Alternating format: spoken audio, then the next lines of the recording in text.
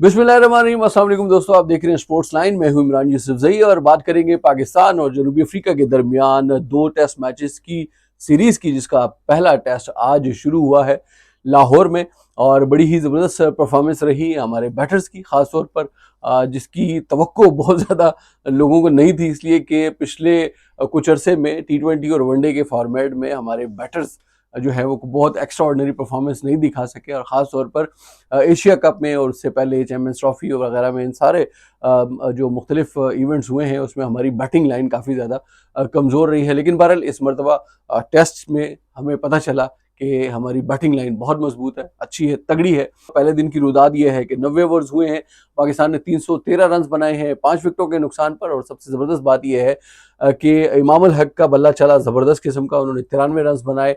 पहली विकेट गिरी हमारी थोड़ी अर्ली 2 रन के ऊपर, लेकिन जब अब्दुल्ला शफीक आउट हुए, लेकिन उसके बाद इमाम उल हक और कप्तान शान मसूद ने टीम को संभाला और यकीनन स्कोर आगे बढ़ाया। 93 रन पर आउट हुए इमाम उल हक, सेंचुरी से सिर्फ 7 रन की दूरी पर 76 रन बनाए कप्तान शान मसूद ने। इसी तरह से बाबर आजम 23 रन बनाकर आउट हुए। अब इस वक्त जो सूरत हाल है वो ये है कि रिजवान जो विकेट कीपर बल्लेबाज हैं पाकिस्तान टीम के, वो 66 रन के ऊपर मौजूद हैं क्रीज पर। और इसी तरह से उनके साथ सलमान अली आगा 52 रन के ऊपर नॉट आउट मौजूद हैं। कल जो है वो दोबारा एक बार फिर से पाकिस्तान अपनी इनिंग का आगाज करेगा। देखेंगे कि ये स्कोर कहां तक जाता है। अच्छा स्कोर है, बहुत पहले दिन के हिसाब से अगर देखा जाए तो बहुत अच्छा स्कोर है। एक अहम रिकॉर्ड ये भी बना है कि Babar Azam world test championship में 3000 से ज्यादा रन बनाने वाले पहले एशियाई बैटर बन गए हैं। वो इस एजाज से सिर्फ 2 रन की दूरी पर थे और आज उन्होंने 23 रन की जो इनिंग खेली है, इसके साथ ही उन्होंने ये एजाज अपने नाम किया है। और वो अब एशिया में वर्ल्ड टेस्ट चैंपियनशिप में सबसे ज्यादा यानी 3000 से ज्यादा रन बनाने वाले वाहिद बल्लेबाज बन गए हैं। तनवीर भाई, टॉस जीता हमने और बैटिंग करने का फैसला किया लाहौर की पिच की मुनासबत से। ये एक अच्छा फैसला था जो कि हमारे हक में गया। अर्ली विकेट गिरी 2 रन के ऊपर, लेकिन उसके बाद हमने संभाला टीम को, इमाम उल हक ने और साथ में शान मसूद ने। फिर उसके बाद हमारी 163 पे जाके दूसरी विकेट गिरी और फिर इंटरेस्टिंगली 199 के ऊपर हमारी 3 विकेटें गिरी है, यानी 163 के ऊपर हमारी दूसरी विकेट गिरी है। तब से लेके और 199 तक 36 रन पर हमारी 4 विकेटें और गिरी हैं। लेकिन शुक्र है कि उसके बाद छठी विकेट के ऊपर अब तक 114 रन की पार्टनरशिप हो गई है रिजवान और सलमान अली आगा की। तो क्या कहेंगे, टॉप ऑर्डर जो है वो चल गया। ओपनिंग जो बल्लेबाज है उसका जल्दी आउट होना टीम को थोड़ा नुकसान तो देता है। बिल्कुल जी इमरान भाई, आपका शुक्रिया। और जैसे कि टेस्ट सीरीज शुरू हो चुकी है, WTC जो हमारा स्टार्ट है वो हो चुका है और टीम तगड़ी टीम है, अच्छे लड़के हैं, सारे खेलने वाले हैं। अब्दुल्ला शफीक टेक्निकली बहुत अच्छा बैट्समैन है। विकेट आउट होना, नॉट आउट होना, ये बैट्समैन के कंट्रोल में नहीं है। अच्छी बॉल हो गई उसको, लेकिन मेरा ख्याल है कि आगे चल के वो अच्छी और परफॉर्मेंसेज हमें दिखाएगा। इमाम उल हक ने अपनी जो बाहर वो काउंटी से काउंटी खेल के चैंपियनशिप खेली है, उसमें चैंपियनशिप खेली है, वहाँ पे 300 उसने किए प्रेसिडेंट हैं। ट्रॉफी भी खेली है उसने। बिल्कुल वो फर्स्ट उस क्लास में रहे हैं वो, बिल्कुल वो इन इन रहे हैं। है और खेल रहे हैं टीम से, तो उनकी वापसी हुई है। शान मसूद जो हैं वो हमारे कप्तान हैं। कप्तान का रन्स करना इस टाइम पे बहुत ज़रूरी है। अगर आप या कप्तान आपके रन्स करते हैं तो टीम को कॉन्फिडेंस मिलता है और वही चीज़ दिखाई उन्होंने। विकेट पे रुके, उन्होंने अच्छी बैटिंग की, अच्छी टेक्निक के साथ बैटिंग की, अच्छे तरीके से उन्होंने टीम को लेके चले। बाबर आजम उनकी विकेट के बाद जब वो 93 पे इमाम उल हक आउट हो गए, तो उसके बाद जब बाबर आजम आए तो उन्होंने एक तो वापसी करे थे तकरीबन 2 महीने के बाद। ऐसा ही है। तो शायद वो प्रेशर में थे या ऐसा कोई, क्योंकि 48 बॉल्स वो खेले और उन्होंने 22-23 रन किए। उनका रिकॉर्ड भी बन गया है और हमारे एक स्टार बैट्समैन है, उनसे ज़्यादा उम्मीदें लोगों की होती हैं और ग्राउंड पे भी वो ऐसे ही नज़र आता है कि लोग बाबर आजम को देखने आते हैं। सही है।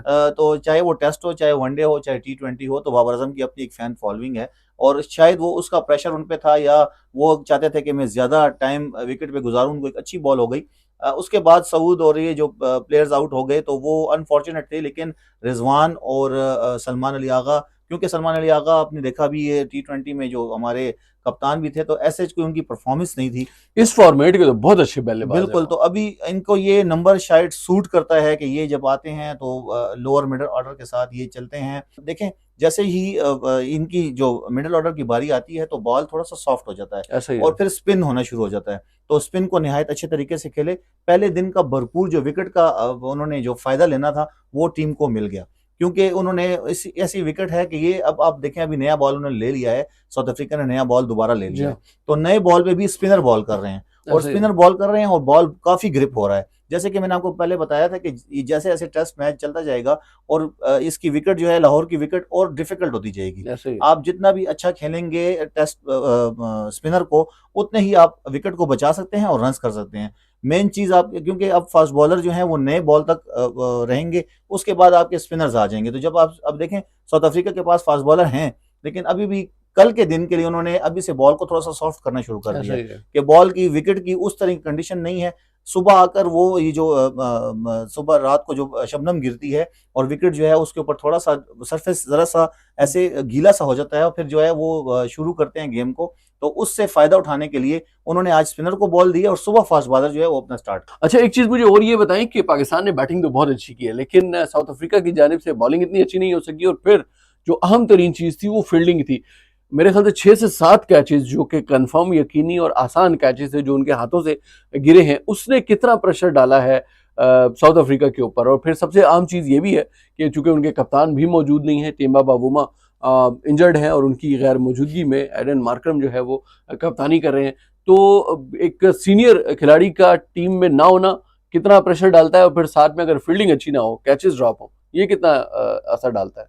बिल्कुल असर तो डालता है। देखें जी, कैचेस विन मैचेस। यस। जब आप टीम के लिए फील्डिंग, और साउथ अफ्रीका जो है फील्डिंग के जो है शोबे में बहुत अच्छी है जी हाँ। उनके। लेकिन अभी उन्होंने जो अब स्पिन बॉलर अभी जो बॉलिंग कर रहे हैं वो भी नए हैं, उनका एक स्पिन अटैक नया है। जब तक पुराने, आपको देखें टेस्ट मैच में एक जगह पर आपको खिला खिला के बैट्समैन को थकाना होता है। ऐसा ही है। आपकी स्किल्स जो है वहां पे समझ आती है कि आप एक बैट्समैन को, क्योंकि आप अगर बॉलिंग कर रहे हैं और बॉलिंग आप अच्छी कर रहे हैं और आपके जो फील्डर हैं वो कैच छोड़ देते हैं, तो आपकी बॉलिंग जो है वो ऐसे लगता है आप शुरू से फिर बॉलिंग करेंगे, डाउन हो जाते हैं, डाउन हो उनका जाते मोराल हैं। भी और डाउन हो टेस्ट मैच जाता में है। आपको यही करना पड़ता है कि आपके फिर कप्तान जो है, कप्तान चेंज हुए हैं, नई सीरीज है, डब्ल्यूटीसी उन्होंने जीती है बमुआ ने।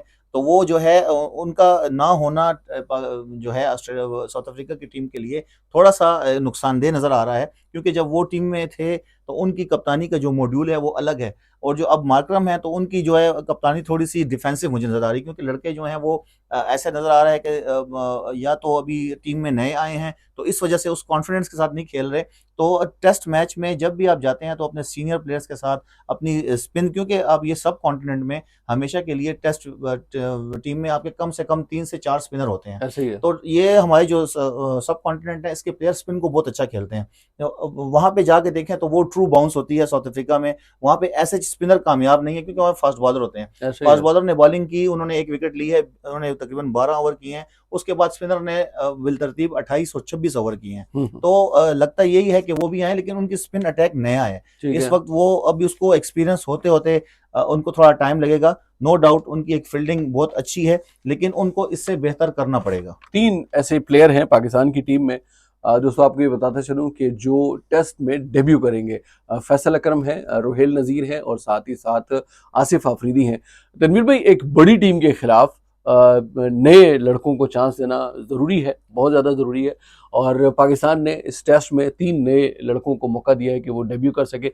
कितना अहम है ये बेंच पावर के हवाले से। बिल्कुल देखें जी, जैसे कि हमारी पहले भी बात हो रही थी कि आपके पास अगर टेस्ट टीम, अगर आपके 11 प्लेयर जो हैं वो खेल रहे हैं, उसमें से किसी को भी इंजरी हो सकती है। ठीक है। तो आप जाएंगे बेंच की तरफ। अगर बेंच पे आपके ऐसे प्लेयर खड़े हैं जिसपे कोच कॉन्फिडेंट नहीं है, या वो टीम खेली नहीं हुई, या वो लड़का खेला नहीं हुआ, अगर आप जब भी टेस्ट मैच खेलते हैं, अपने टेस्ट प्लेयर जब लाते हैं, ये लड़के, जैसे ये 3 लड़के इस वक्त बेंच पे हैं, आसिफ अफरीदी, क्योंकि उसको हम पर्सनली जानते हैं, हमारा जैसे। दोस्त है और वो एक अच्छा प्लेयर है, लड़ने वाला प्लेयर है, खेलने वाला प्लेयर है। अभी प्रेसिडेंट ट्रॉफी में उसने 40-50 आउट किए हुए हैं, और इसी पीएसएल खेल चुका है, 2-3 दफा पीएसएल खेल चुका है।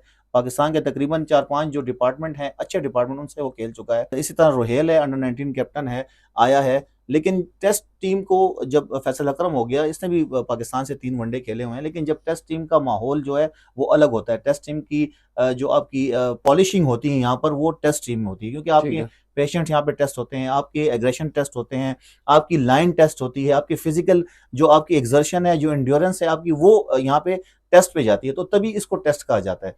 तो मेरा ख्याल यही है कि लड़के हमारे पास जितने भी टेस्ट, अभी ये साजिद अच्छी बॉलिंग कर रहा है, नोमान देखें, नोमान हमारे लिए अच्छी परफॉर्मेंस कर रहा है, लेकिन उसका अगर एज को देखा जाए तो इस वक्त आगे की सोचना है हमने।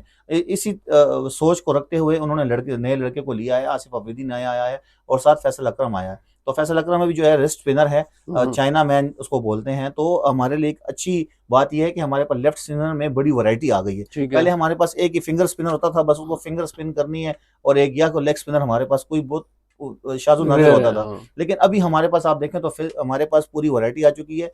इन सब प्लेयर्स को चांस देना चाहिए। पॉलिश करने की जरूरत है पॉलिश उनको। होने की जरूरत है। और फिर ये होम सीरीज है, होम सीरीज में आप अपने अच्छे प्लेयर्स को जो आपके डोमेस्टिक को इज्जत दे रहे हैं, जैसे फरहान ने डोमेस्टिक में परफॉर्मेंस की, आपको वो नजर आई। इसी तरह जब वो प्लेयर इमाम आएगा, हक को देख लें, जी उसने परफॉर्मेंस कर रहे परफॉर्म हैं, किया और वो आके परफॉर्म जो कर रहे हैं, टीम में आपको भी परफॉर्म नजर किया। आ रहा है कि हाँ ये प्लेयर खेल के आ रहे हैं। तो इसी तरह ये लड़के भी हैं, खेल के आए हैं, टीम के साथ हैं। फैसल अकरम अभी थोड़ा छोटा है, उसकी एज अभी है, उसका टाइम है, लेकिन अगर उसको चांस मिलता है तो मेरा ख्याल है कि इस वक्त वो देने का चांस है कि आगे हमारे लिए लॉट तैयार हो जाए। 313 90 ओवर पहला दिन, अच्छा स्कोर है, क्या कहेंगे? रिजल्ट आने का इम्कान है? बिल्कुल, जो अभी सिचुएशन देखें, 90 ओवर्स खेल के अगर अपनी आपकी टीम 300 प्लस रन्स करती है तो इट मींस कि वो अच्छे टारगेट की तरफ जा रही है। जा रही है। नेक्स्ट डे पे क्या स्ट्रेटजी देते हैं उनको, वो देखी जाएगी। विकेट कैसे बिहेव करती है, क्योंकि अभी स्पिन ये सेकंड डे पे और विकेट डिफिकल्ट हो जाएगी। 2 सेशन तो तकरीबन ये खेलेंगे, 2 सेशन इन्होंने खेलने हैं। लास्ट सेशन में फिर आके अगर देखेंगे कि अगर ये इनकी विकेट्स गिरती हैं और इनके पास रन्स 400 प्लस चले जाते हैं, 450 430, तो फिर अगर ये दोनों प्लेयर्स हमारे एक इनमें से एक प्लेयर अच्छे बड़े रन्स के लिए जाता है तो उनको जाने देंगे। अगर नहीं जाने, अगर ये दोनों आउट होते हैं तो पीछे मेरा ख्याल ये है कि 400 प्लस और 2 सेशन के बाद इनको थोड़ा सा टाइम लेकर, मतलब इस 90 ओवर्स में आखिरी 30 या 22 या 25 ओवर जो हैं उनको बैटिंग का फिर चांस दिया जाएगा। उनको चांस दिया जाए, और यकीनन पाकिस्तान ने साउथ अफ्रीका के खिलाफ पहले टेस्ट मैच में अच्छी बुनियाद रख दी है, और ज़रूरत इस बात की है कि अब इस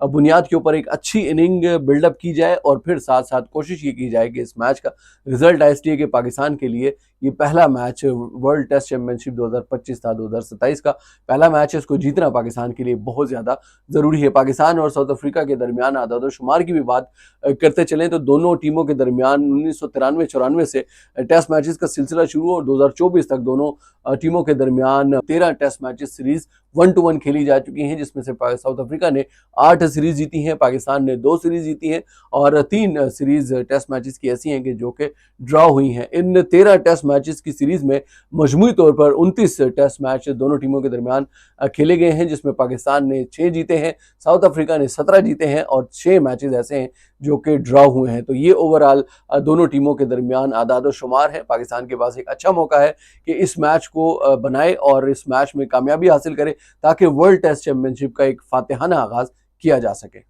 ग्रीन सिटीजन मीडिया का ये प्रोग्राम देखने के लिए बहुत शुक्रिया। हमारा चैनल लाइक करें, सब्सक्राइब करें और हमारे साथ रहें। शुक्रिया।